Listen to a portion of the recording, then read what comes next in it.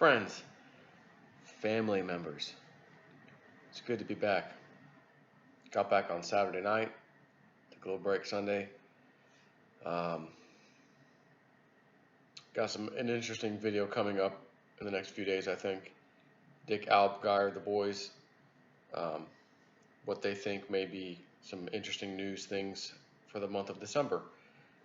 Um, that'll take place tomorrow.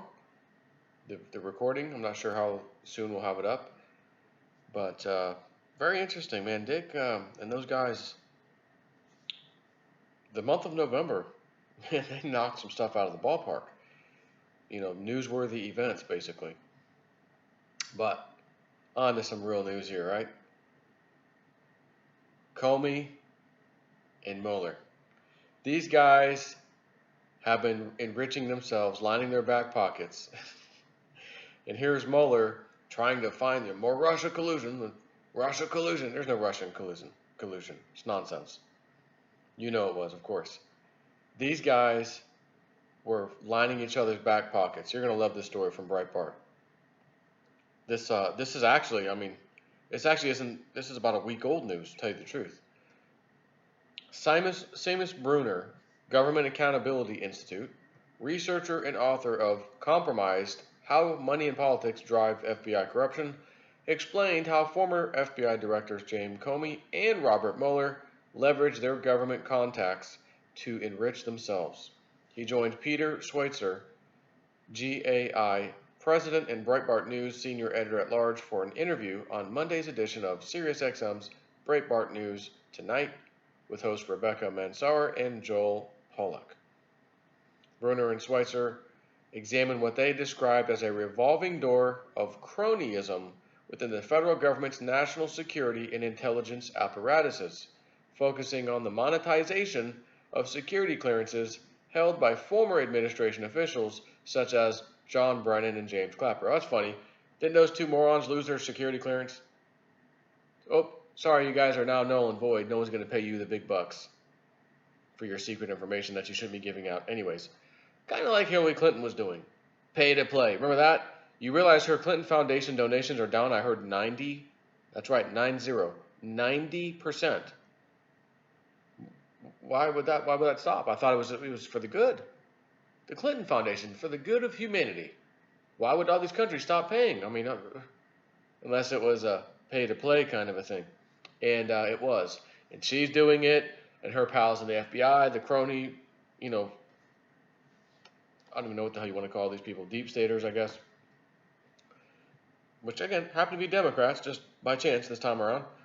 And those are the same people who are trying to keep her bailed out. We're going to offer immunity to all these people. They found her not guilty before they even investigated her whole email thing, right? They said she's not guilty before we even looked at it. Tell me that's not some fraudulent shit there. Anyways, revolving door of cronyism within the federal government's national security and intelligence apparatuses, focusing on the monetization of security clearances held by former administration officials, such as John Brennan and James Clapper. Bruner noted the growth of Comey's net worth between the years 2003 and 2009, after Comey left the Department of Justice to join Lockheed Martin as Senior Vice President and Lead Counsel. He says, quote, "It doesn't really make much sense why Lockheed Martin would pay Comey upwards of $6 million in a single year," assessed Bruner. But one reason, aside from his security clearance, is that his buddy, Robert Mueller, is running the FBI at that time. They began passing $100 million plus contracts strictly to Lockheed Martin. Bruner continued, "One of these contracts was actually worth $1 billion, and it was protested formally by the other bidder, which was IBM. The contracts flowed from Robert Mueller's FBI to James Comey's private sector employer at the time, Lockheed Martin, and James Comey made many millions of dollars over a short period of time." Bruner described Comey as one of the prime examples of this kind of cashing in on government contacts. "We followed the money and realized that James Comey made well over $10 million from when he left the public sector in 2005 and by the time he returned to serve as FBI director in 2009, said Bruner. He even made over $6 million in a single year at the top government contracting corporation, Lockheed Martin. They get over $50 billion a year in government contracts. Bruner affirmed CNN's Paris Denard's analysis of security clearance commodification among ex-government officials. Bruner said Paris Denard was absolutely right, and everybody knows that top-level intelligence folks leave the public sector and go cash in on their knowledge, experience, and security clearances. That's one of the main reasons Brennan is crying so loudly, because he can't work at a lot of these contractors without a security clearance. See, I knew that's why Trump did that. I knew that was why. It makes perfect sense now. You can't get the jobs. This isn't about him, is he really not allowed to have security clearance? Why did the president take it away? So you can't go get a big fat payday leaking our classified information for big bucks like all these criminals do. Love it. Schweitzer also explained the value of security clearances held by former government officials. In the exchange between Paris Denard and Phil Mudd, Mr. Mudd is being wholly disingenuous because what he essentially said was, I, personally, don't have contracts. He may or may not. But he may be entirely honest about that, but he knows darn well that his colleagues are neck deep in these kinds of consulting arrangements. Schweitzer added, consulting firms all have large amounts of projects in management positions and subcontracting that they engage in, and if you want any of those, you have to have a security clearance. Governmental domains of national security and intelligence are vulnerable to cronyism, said Schweitzer. They are not immune to the exact same forces of cronyism and self-enrichment that we see elsewhere in government. It's like the executive at Health and Human Services who does favors for the pharmaceutical industry and then goes and works for Big Pharma. The same thing happens in this space. Schweitzer continued, what makes a top-level security clearance so valuable for a guy like Brennan is he can be read into all of it, and he has access to all of it. Mark my words, if he was not doing contracting right now, he would be looking to do contracting. That's no longer available to him because he has had his security clearance lost and cannot have access to any of that material now. Schweitzer expanded. John Brennan can now not get a call from, let's say, a senior FBI official who wants to ask him a question on counterterrorism. They cannot now call and have a conversation involving anything that includes classified material. It's going to be a big change in John Brennan's life, and it also affects him commercially because he cannot get consulting arrangements with these big intelligence contractors. Schweitzer went on, compromised follows the money and rips the veil off of the sorts of things that go on at the highest levels of the FBI and the intelligence community. Bruner speculated about motivations for news, media, and political recalcitrance towards removal of security clearances from former government officials. In theory, they retain their security clearances so they can advise some think tank on matters of national security. But I don't think that's the reason John Brennan and James Clapper and others are throwing temper tantrums, especially Phil Mudd. It's the lure of large dollars. Pollack asked if conflicts of interest arising from the employment of former top-level intelligence officials at cable news media outlets. Schweitzer replied, it does create a really murky and conflicted arrangement that is never really discussed or disclosed while they're on these cable news programs. Bruner considered Brennan and Clapper's leveraging of security clearances to obtain positions with fake news CNN and fake news MSNBC. This Clapper-CNN relationship is really new territory, where you have the former director of national intelligence sharing information about a dossier which has now been debunked using this kind of politicized piece of opposition research and then sharing it with a news network. Who knows what amount of it was classified at the time? This is beyond your run-of-the-mill cronyism. This is really into uncharted territory and really alarming, he said. Schweitzer framed Comey's veneer of selfless public service as ridiculous.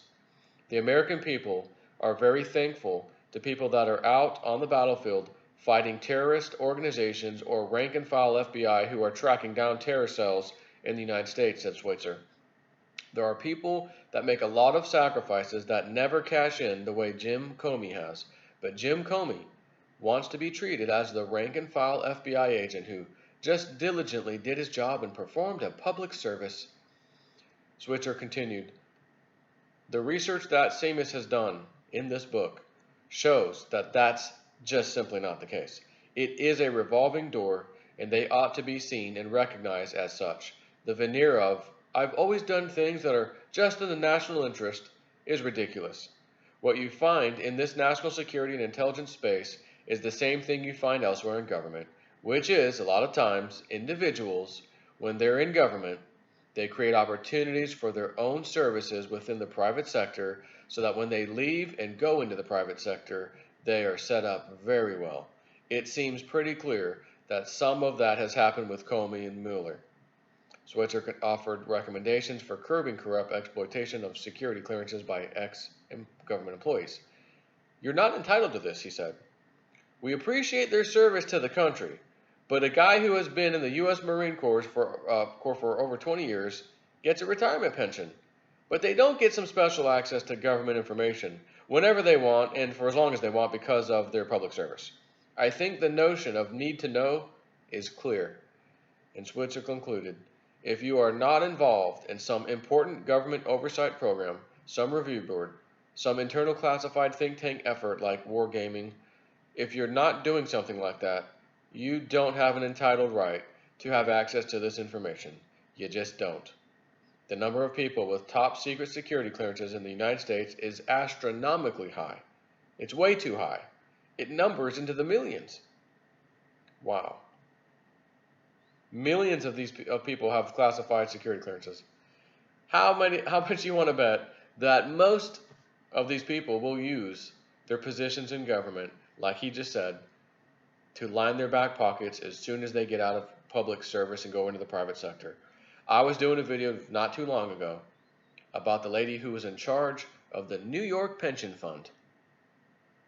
And she approved, along with other board members or whatever, that this particular company that the pension fund was invested in, you guys, while their stock was falling off a cliff, approved massive pay raises for the upper management, which normally wouldn't happen. She approved it. She now works part-time. If I can remember, I think she makes somewhere in the $300,000 or $275, nearly $300,000 a year working part-time for just that company. That she invested the New York Public Employee Pension Fund, whatever, into that turd.